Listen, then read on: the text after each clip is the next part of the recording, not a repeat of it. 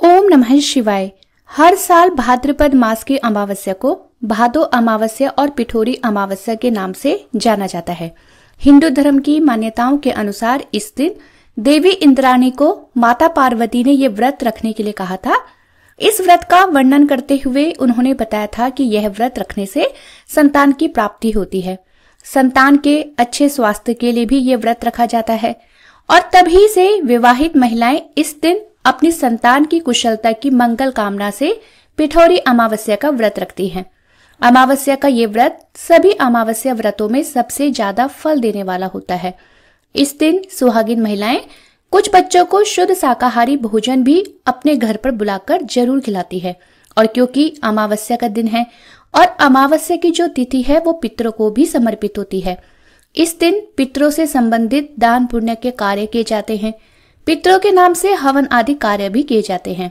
मान्यताओं के अनुसार भादों की जो अमावस्या है, जिसे पिठोरी अमावस्या भी कहते हैं, वो भी उतनी ही महत्वपूर्ण है जितनी कि पितृ विसर्जन अमावस्या होती है।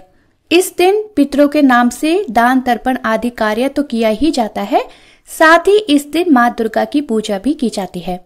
दुर्गा चालीसा का विशेष रूप से इस दिन पाठ किया जाता है।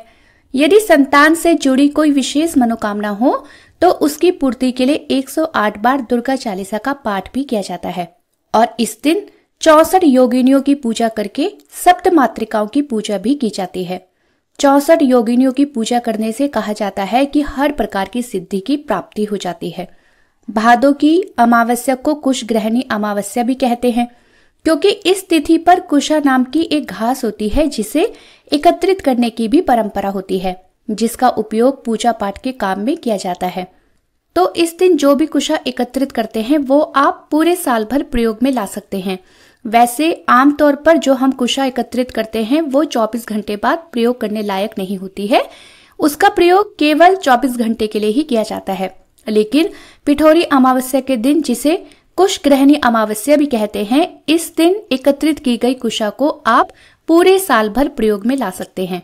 इस दिन लाई गई कुशा से आप आसन बना सकते हैं, हाथ में पहनने वाली अंगूठी आप बना सकते हैं, जिसे श्राद्ध के दिनों में पहना जाता है, जिसे पहनकर पितरों के निमित्त दान तर्पण आदि कार्य किए जाते हैं।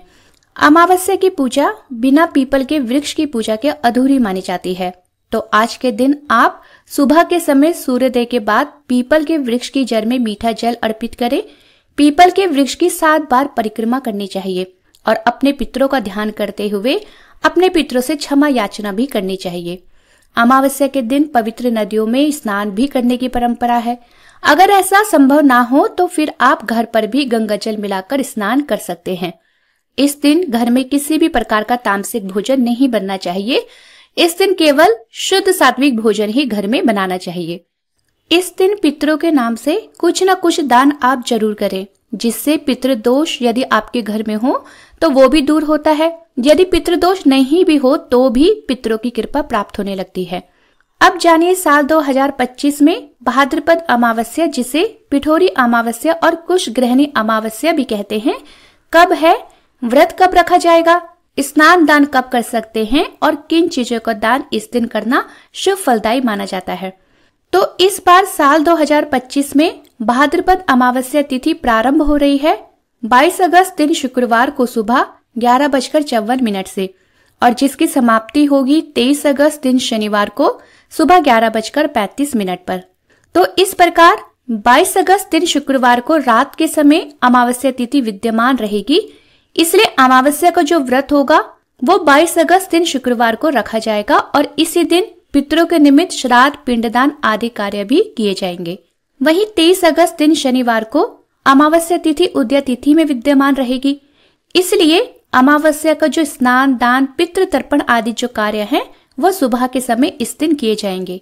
22 अगस्त दिन शुक्रवार को ब्रह्म मुहूर्त का समय रहेगा सुबह 4:30 से 5:22 तक।